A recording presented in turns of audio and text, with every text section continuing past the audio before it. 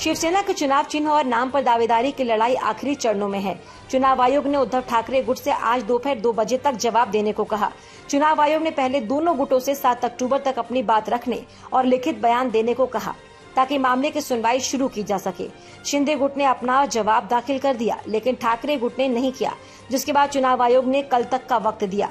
सोमवार को चुनाव आयोग की बड़ी बैठक तय है और माना जा रहा है कि शिवसेना की लड़ाई का फैसला इसी बैठक में हो जाएगा।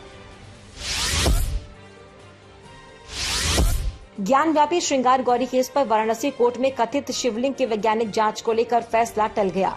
अब अगली सुनवाई 11 अक्टूबर को होगी। अदालत ने याचिकाकर्ता महिलाओं से पूछा कि वो एकमत होकर बताएं कि किस वैज्ञानिक पद्धति से जांच हो। मुस्लिम पक्ष ने वैज्ञानिक जांच की मांग पर आपत्ति जताई और कोर्ट से जवाब देने के लिए वक्त मांगा।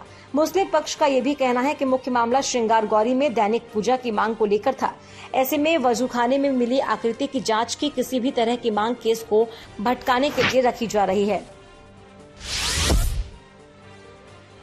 आज मैं बता रहा हूँ, माननीय न्यायालय ने इस मामले को आज फैसले के लिए लगाया था, पर जब आज कोर्ट बैठी तो कोर्ट ने मुझसे और मेरे सीनियर हरिशंकर जैन साहब से, जो प्लेंटिफ नंबर 2 से 5 की तरफ से अपीयर हो रहे हैं, कोर्ट ने कहा हम चाहते हैं ऑर्डर पास करने से पहले कुछ क्वेरीज है हमारी, उस क्वेरीज को आप सॉल्व कर दीजिए, उस पर अपना क्लैरिफिकेशन दे दीजिए। और कोर्ट की 2 क्वेरी थी। पहला कि जो शिवलिंग वहाँ पे बरामद हुआ है 16 मई को कमीशन की कार्रवाई के दौरान, क्या वो इस केस प्रॉपर्टी का पार्ट है कि नहीं है, और दूसरा क्या साइंटिफिक इन्वेस्टिगेशन के लिए कोर्ट कमीशन जारी कर सकता है जिसमें कार्बन डेटिंग और बाकी प्रक्रिया अडॉप्ट की जा सकती है।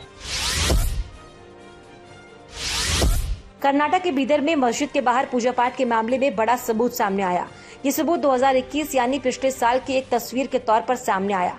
इस तस्वीर में भी हिंदुओं को मस्जिद के बाहर पूजा पाठ करते देखा जा रहा है।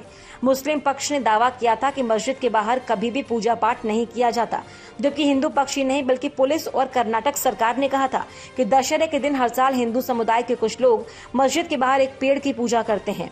उनके इस दावे के बाद 2021 की तस्वीर भी सामने आई। पुलिस ने 9 लोगों के खिलाफ FIR दर्ज की थी और 4 लोगों को गिरफ्तार किया था।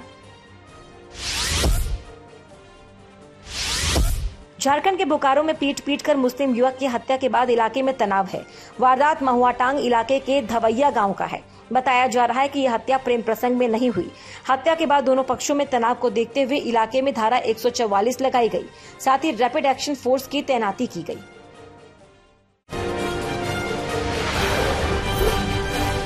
समाजवादी पार्टी के संस्थापक और यूपी के पूर्व मुख्यमंत्री मुलायम सिंह यादव की हालत अब भी नाजुक बनी हुई है।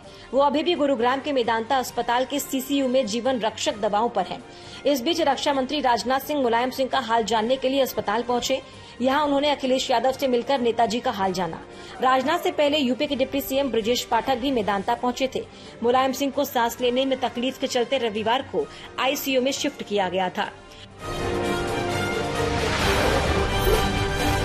बिहार के बगहा में आदमखोर बाघ का आतंक जारी है।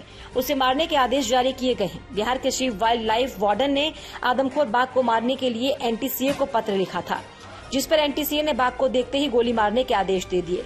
8 मई से लेकर अब तक आदमखोर बाघ 8 लोगों को निशाना बना चुका है। कहा जा रहा है कि बाघ को पकड़ने के लिए पिछले कई दिनों से वन विभाग की टीम लगी हुई है, लेकिन वो पकड़ में नहीं आ रहा।